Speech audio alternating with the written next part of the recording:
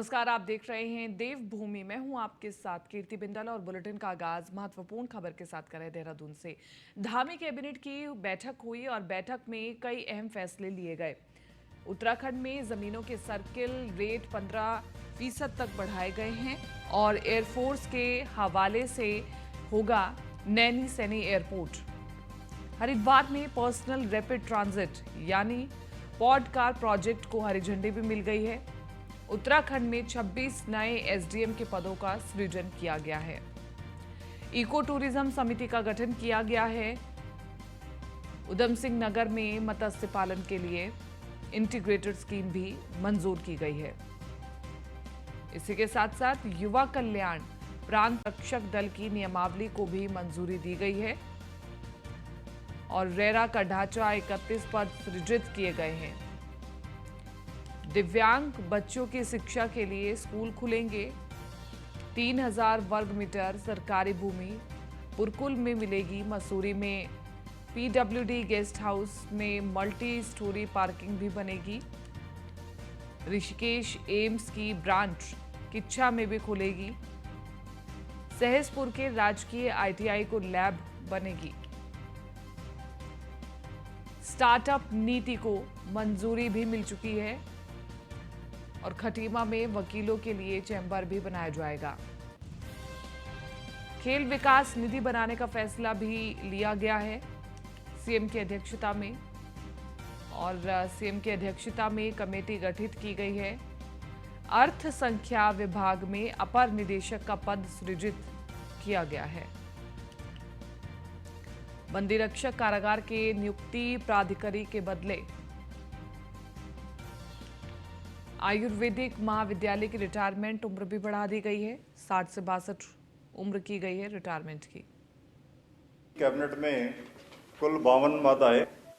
RERA का ढांचा जो रियल स्टेट को रेगुलेट करता है, क्योंकि अब गतिविधियां बढ़ गई हैं तो उनके ढांचे में कुल 31 पद सृजित किए गए ताकि इसकी फंक्शनिंग और बेहतर हो सके। दूसरा मादा आवास विभाग का था, जिसमें दिव्यांग बच्चों की शिक्षा के लिए एक स्कूल खुलना था, जिसको एक सरकारी भूमि 3000 वर्ग मीटर खसरा संख्या 734 ग्राम भितरली निकट पुरकुल को देने का निर्णय लिया गया। देहरादून पुरकुल। अगला मत भी आवास विभाग का था, जिसमें मसूरी में जो पीडब्ल्यूडी का गेस्ट हाउस पहले होता था उसमें मल्टी स्टोरी पार्किंग बनाई जानी है। आप जानते हैं मसूरी में पार्किंग की कितनी बड़ी समस्या है और वो मल्टी स्टोरी पार्किंग बननी है। चलिए आगे बढ़ रहे हैं। मुख्यमंत्री आवास में सीएम पुष्कर सिंह धामी ने गढ़वाली फिल्म यू कुनू रिश्ता का टीजर लॉन्च किया है। फिल्म 17 फरवरी 2023 को सिल्वर सिटी मॉल देहरादून में रिलीज हो रही है और इसके बाद इसे उत्तराखंड के सभी सिनेमाघरों में एक साथ रिलीज किया जाएगा। इस मौके पर मुख्यमंत्री धामी ने कहा कि डॉक्टर निशंक की कहानियों पर पहले भी मेजर, निराला और बीरा फिल्में बन चुकी हैं। मुझे उम्मीद है कि ये फिल्म उत्तराखंड के परिवेश, संस्कृति और सांस्कृतिक धरोहरों को संपूर्ण देश और विदेश में प्रसारित करने में महत्वपूर्ण भूमिका निभाएगी।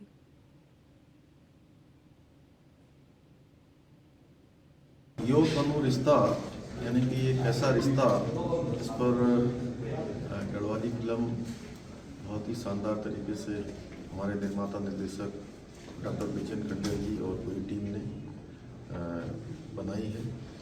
और मैं समझता हूँ कि ये जहाँ एक हमारे पूरे यहाँ के परिवेश को, पूरे उत्तराखंड के, पूरे गढ़वाल के परिवेश को सामने लाने के लिए, वही हमारी संस्कृति और सांस्कृतिक धरोहरों को भी संपूर्ण जगत में ले जाने के लिए बहुत ही महत्वपूर्ण साबित होगी।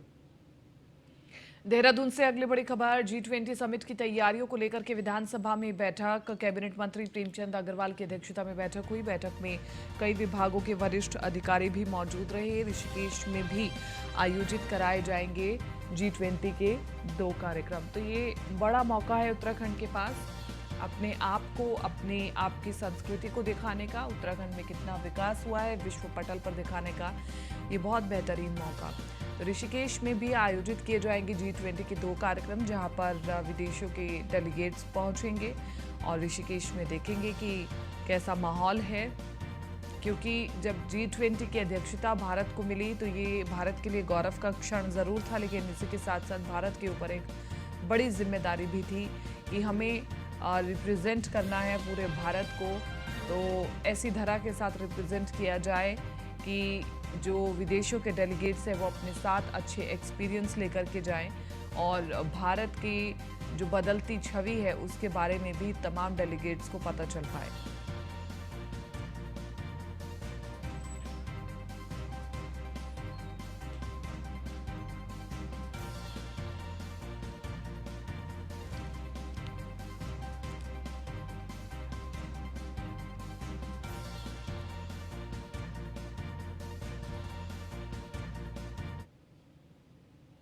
राजधानी देहरादून में 9 फरवरी को युवाओं के प्रदर्शन के दौरान पथराव के मामले में बॉबी पवार और अन्य युवाओं को जमानत मिल गई है।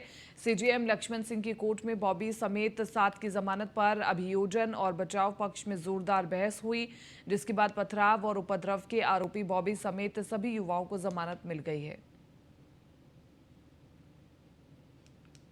तो आज जो है जमानत प्रार्थना पत्र के लिए सुनवाई थी, लेकिन उससे पहले कुछ मेडिकल आए थे जिसमें अभियोजन पक्ष इस बात को कह रहा था कि जी अभी कई हमारे दरोगा जो है अस्पताल में भर्ती हैं और प्रेम नगर के जो एसओ है वो आईसीयू में भर्ती हैं, इसलिए इसमें 307 बढ़ाई जाए, धारा 307 बढ़ाई जाए। तो हमारे द्वारा उसका पुरजोर विरोध किया गया, हमने साक्ष्य दिए और हमने कहा 307 नहीं लग सकती। देहरादून में बेरोजगारों के धरना प्रदर्शन को समर्थन देने के लिए कांग्रेस महिला अध्यक्ष ज्योति रौतेला की अध्यक्षता में महिलाओं ने सचिवालय कूच किया। इस दौरान ज्योति रौतेला ने कहा कि सरकार बच्चों के भविष्य के साथ खिलवाड़ कर रही है, सरकार तत्काल मामले का संज्ञान ले, अन्यथा महिला कांग्रेस पार्टी ऐसी ही सरकार का विरोध करती रहेगी। जो बच्चे 4 साल 5 साल सरकारी नौकरियों की उम्मीदों में तैयारी करते हैं और जब उनको पता चलता है कि वो पेपर लीक होगा तो सिर्फ उसका मनोबल नहीं टूटता, उसके पूरे परिवार का मनोबल टूटता है। आज हमारे उत्तराखंड में जैसे कभी हमने बिहार, झारखंड या उत्तर प्रदेश में भ्रष्टाचार की कहानियां नौकरी में सुनी थी, वो यहाँ पे हो रही है। और जब वो बच्चा अपनी बात सरकार से करना चाहता है, मुख्यमंत्री जी से करना चाहता है, तो उनके ऊपर लाठी डंडे बरसाए जा रहे हैं, उनको मारा पीटा जा रहा है, उनके धाराएं लगाई जा रही है, उनके भविष्य के साथ खिलवाड़ किया जा रहा है। तो ये जो कांग्रेस से प्रोटेस्ट कर रही है उसके अगेंस्ट कर रही है और वो चाहते हैं कि सरकार जो बच्चों पे धाराएं लगा के इन लोगों ने गिरफ्तार किया उसको हटाए और उन बच्चों का जो मांग है उस सीबीआई जांच की और जो पारदर्शिता एग्जामों में चाहते हैं वो सरकार।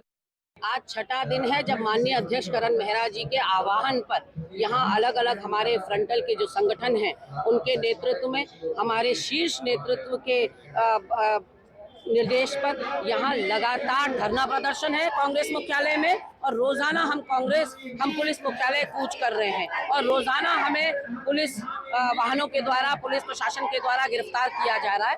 तो ये आज छठा दिन है लगातार और ये आंदोलन आगे भी जारी रहेगा यदि आपने मुकदमे वापस नहीं लिए, जो बर्बरता आपने की, जो लाठीचार्ज आपने युवाओं पे किया है और जिस तरह की तानाशाही और दमनकारी नीति आपने। चमोली की पूर्व जिला पंचायत अध्यक्ष रजनी भंडारी मुश्किलें बढ़ सकती है, उनके खिलाफ निविदा में अनियमितता बरतने का आरोप है। सूत्रों के मुताबिक पंचायती राज विभाग भंडारी के खिलाफ कमिश्नर गढ़वाल को जांच सौंपने जा रहा है और सीएम ने इससे जुड़ी पत्रावली का अनुमोदन भी कर दिया है, जिसकी वजह से रजनी भंडारी की मुश्किलें बढ़ती हुई नजर आ रही हैं। और वही कांग्रेस का कहना है कि रजनी भंडारी के पति जो बद्रीनाथ से विधायक हैं और जोशीमठ को लेकर के एक्टिव हैं, जिसके चलते सरकार बदले की भावना से काम कर रही है। सरकार बदले की भावना से कार्रवाई कर रही है।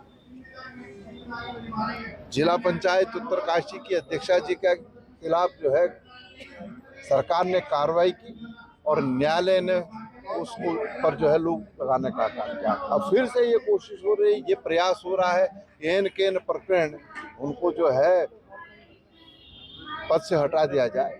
कांग्रेस निश्चित रूप से इसकी भर्त्सना भी करती है और उसका पुरजोर तरीके से विरोध भी करेगी। बेटा वही करता है जो बाप करता है। इनकी जो केंद्र की सरकार है वो ईडी और सीबीआई से विपक्ष के नेताओं को प्रताड़ित करने के लिए फेमस है और सबने इस चीज़ को देखा है।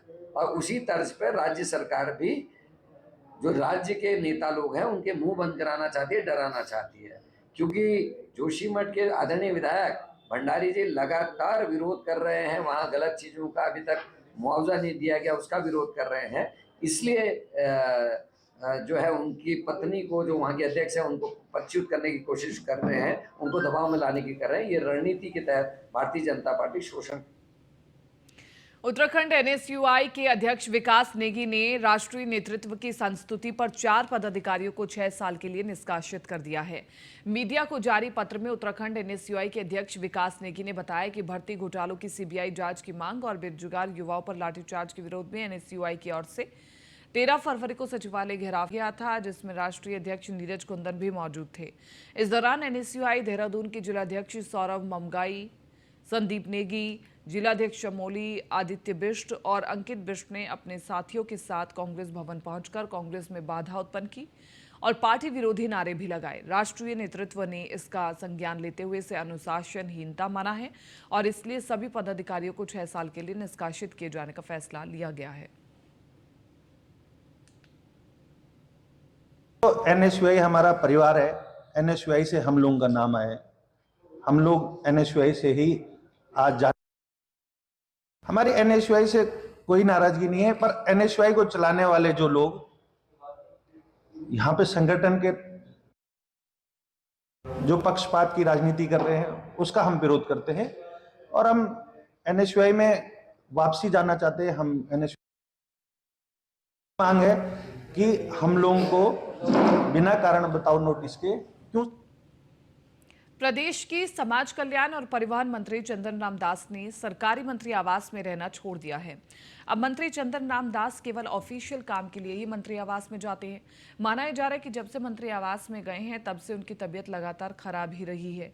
अब मंत्री ने रेस कोर्स के एक हाउसिंग सोसाइटी के फ्लैट में अपने रहने का इंतजाम कर लिया है।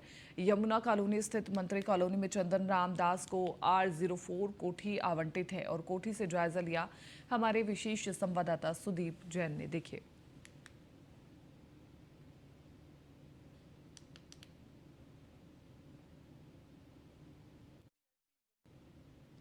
में जहां नेता और मंत्री बंगले पाने के लिए बेकरार रहते हैं, वहीं राज्य में पहली बार कैबिनेट मंत्री बने चंदन राम दास को बंगला भारी पड़ा और अब वो बंगला छोड़कर किराए पर चले गए हैं।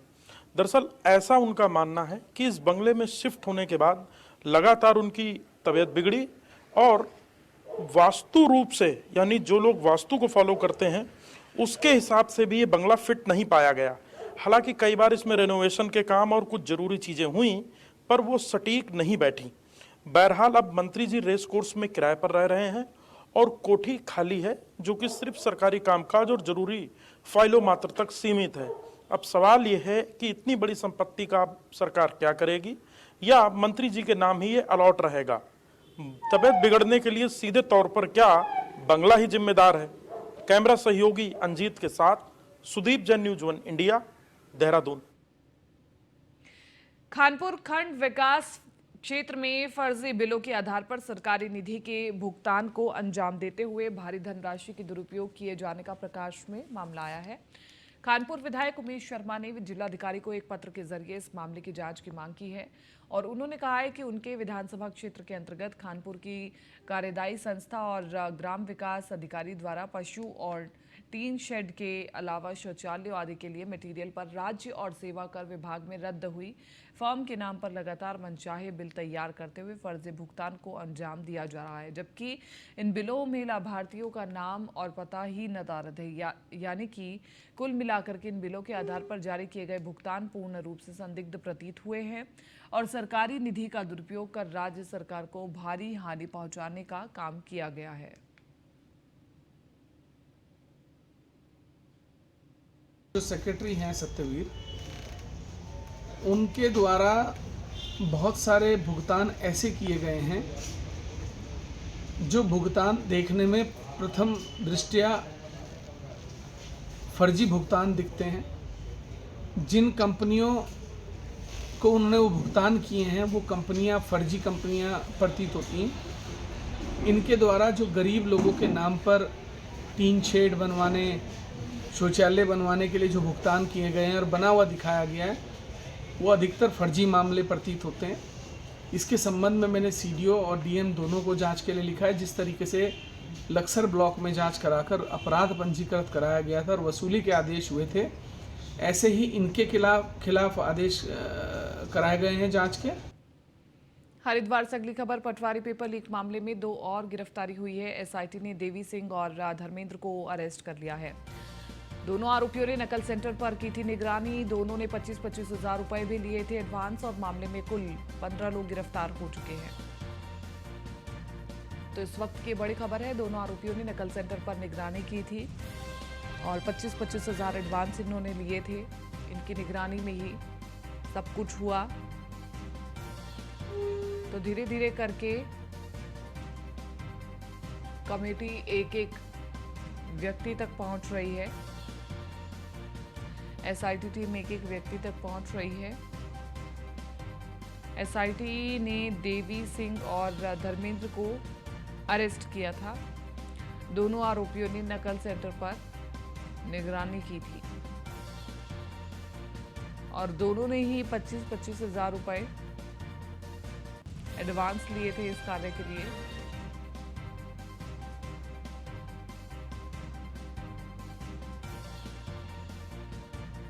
एसआईटी द्वारा पेपर प्रकरण लीक से संबंधित 2 अभियोगों में विवेचना की जा रही है, जिसमें पटवारी पेपर लीक में 2 नई गिरफ्तारी इसमें की गई है। एक धर्मेंद्र है, दूसरा देवी सिंह। देवी सिंह इनका परिचित था, संजीव दुबे का परिचित था। यह जो रिजॉर्ट था उसमें एज एन इन्विजिलेटर वहाँ पे काम कर रहा था। उसको लगभग 25 हज़ार धनराशि दी गई थी, जो उसके द्वारा खर्च होना बताया गया है। दूसरा अभियुक्त धर्मेंद्र है, यह स्टूडेंट भी है और इसके द्वारा भी इन्विजिलेटर का काम करके कुछ लोगों को पेपर पढ़वाया गया है।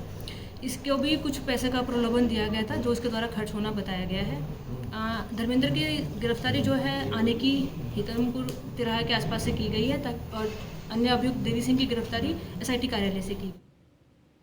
चारधाम यात्रा को लेकर के सरकार ने अभी से तैयारियां शुरू कर दी है। देहरादून में पर्यटन एवं धर्मस्व मंत्री सतपाल महाराज ने बताया कि हम चारधाम यात्रा को लेकर पूरी तरह से अपनी तैयारी को पुख्ता कर रही हैं और इस बार की चारधाम यात्रा भी सफलतापूर्वक संपन्न होगी। यही हमारी कोशिश है और सरकार का प्रयास भी है।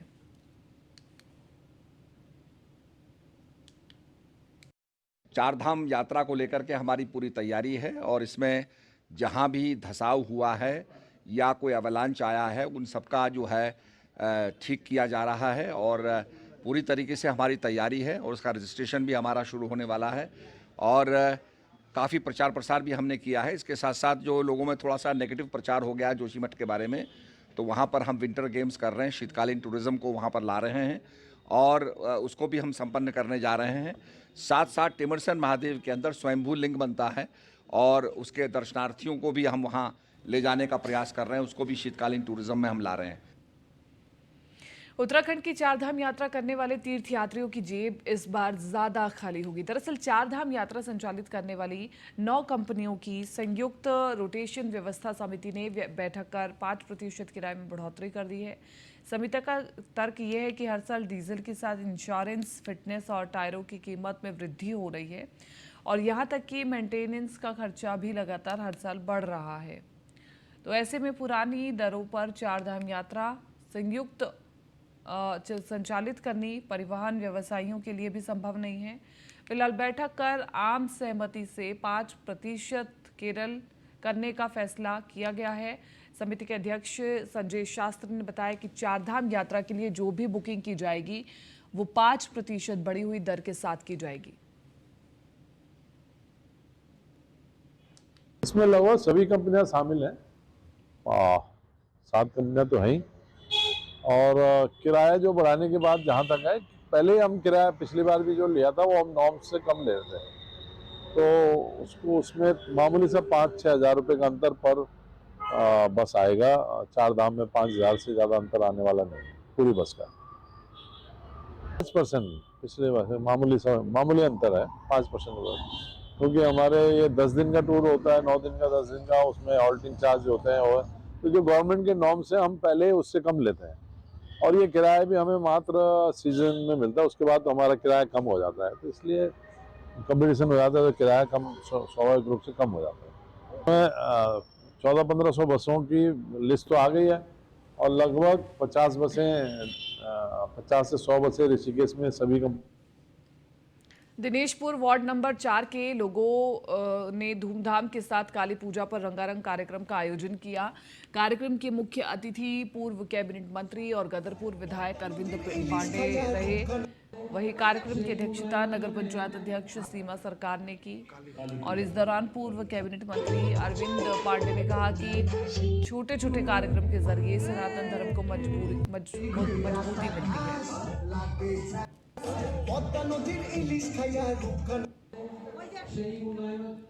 आज यहाँ काली पूजा का महोत्सव का आयोजन हुआ है। मैं कमेटी का धन्यवाद देना चाहूँगा कि निश्चित ही सनातन धर्म मजबूत इन छोटे छोटे आयोजनों से ही होता है और यही शिक्षा दीक्षा हमारे जो संत पुरुष हैं, महामंडलेश्वर हैं, वो हम सबको देते हैं और उनके निर्देशन में पहले भारतीय किसान यूनियन अंबावता के राष्ट्रीय अध्यक्ष चौधरी ऋषिपाल अंबावता के नेतृत्व में नई दिल्ली से हरिद्वार तक निकाली गई किसान चेतना यात्रा का हरिद्वार में समापन हुआ।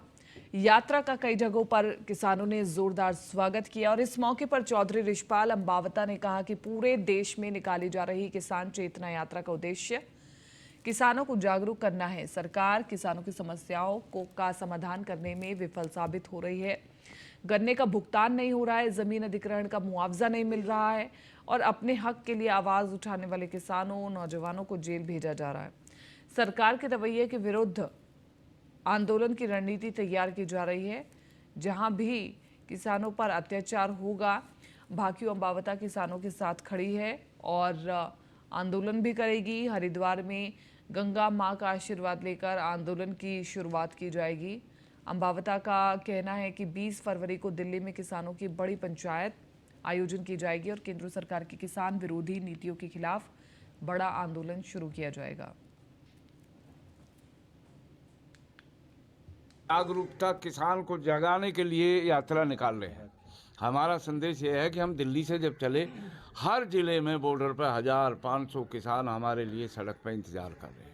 उन लोगों की बात सुनी, कहीं गन्ने का भाव नहीं है, कहीं ज़मीन का अधिग्रहण कर लिया, उसका आज तक मुआवजा नहीं मिला। यहाँ आए तो यहाँ जेल में डाल रखे नौजवानों को, छात्रों को जेल में डाल रखा है। तो ये कैसी सरकार है? ऐसी सरकार के खिलाफ भारतीय किसान यूनियन ने तय कर लिया आंदोलन।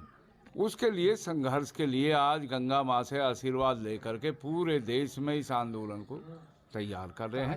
20 तारीख को दिल्ली में जंतर मंतर पे बहुत बड़ी रैली हो रही है। किसान जगाओ, देश बचाओ, किसान बचाओ, संविधान बचाओ।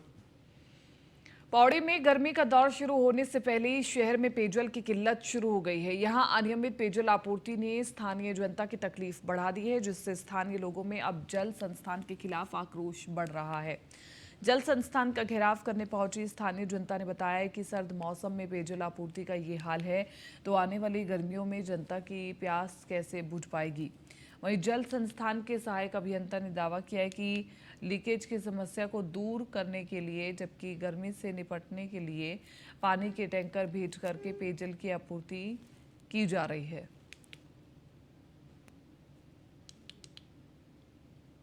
विंटर सीजन चल रहा है, अभी से पानी की समस्या हो गई पौड़ी में और हम 2 साल से लगातार जल संस्थान से संपर्क कर रहे हैं।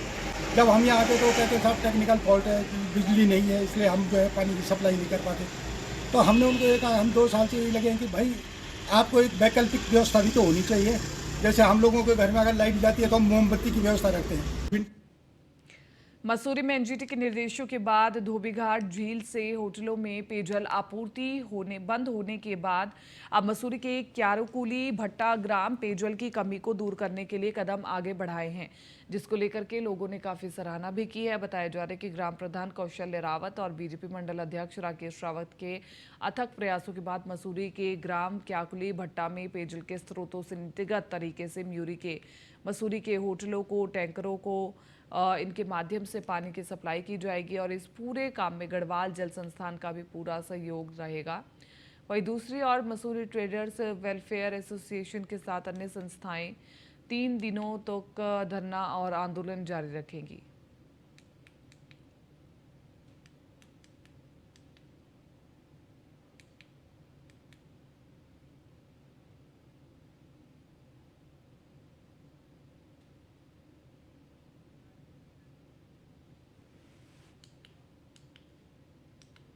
रुद्रपुर में बीजेपी दक्षिणी मंडल ने भगत सिंह चौक पर पुलवामा अटैक में शहीद हुए सैनिकों को मोमबत्ती जलाकर श्रद्धांजलि दी। बीजेपी प्रदेश मंत्री विकास शर्मा ने कहा कि हमारे सैनिकों के अमर बलिदान को भुलाया नहीं जा सकता। पुलवामा अटैक की जो घटना हुई थी वो बहुत ही हृदय विदारक घटना थी। हमारे सैनिकों के बलिदान को भुलाया नहीं जा सकता। बीजेपी उन अमर शहीदों को नमन करती है। हमारी सेना ने पुलवामा अटैक का बदला पाकिस्तान के अंदर घुसकर लिया था। 14 फरवरी को हमारे देश में पुलवामा में हमारे अमर सैनिकों के ऊपर जो धोखे से अटैक करके उन्हें उनकी हत्या कर दी गई थी। आज हमारे उन वीर सैनिकों की शहादत को नमन करते हुए आज दक्षिणी मंडल ने हमारे भगत सिंह चौक पर उन वीरों की शहादत के लिए कार्यक्रम रखा है और यहाँ पर हम सभी लोग उन वीरों को नमन करने के लिए उनकी याद में यहाँ मोमबत्ती जलाकर उनको नमन कर रहे हैं, क्योंकि ऐसे अमर शहीदों की वजह से ही आज हम लोग अपने इस नगर में, अपने भारत में खुली सांस ले पा रहे हैं। 14 फिलहाल इस बुलेटिन में मेरे साथ इतना ही। दीजिए इजाजत। नमस्कार।